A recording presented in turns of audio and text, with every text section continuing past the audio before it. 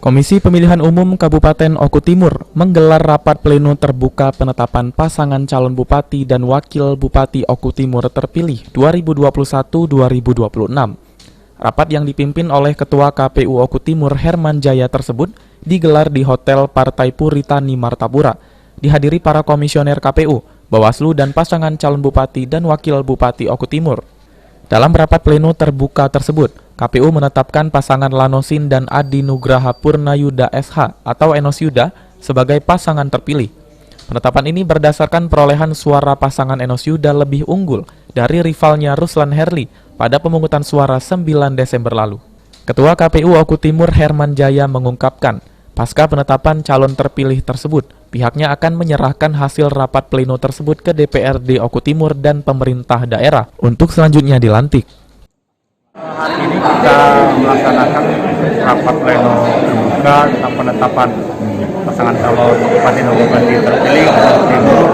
Alhamdulillah berjalan lancar dan pasangan nomor 1 kita tetapkan sebagai bupati dan wakil bupati terpilih di pemilihan bupati dan Oku Timur tahun 2020. Selanjutnya seperti apa nih? Pelantikan kita serahkan ke DPR dan pemerintah setempat, jadwalnya di sana.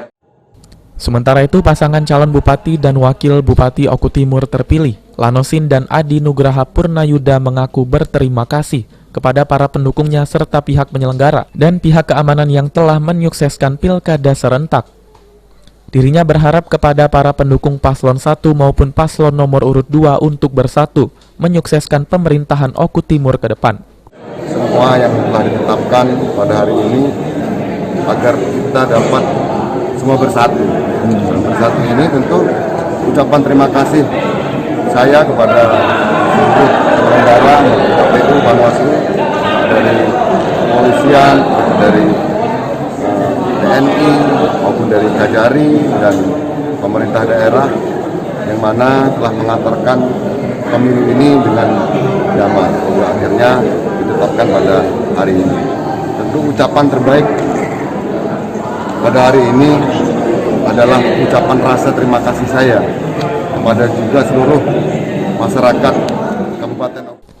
Pelantikan bupati dan wakil bupati terpilih rencananya akan digelar pertengahan bulan Februari mendatang.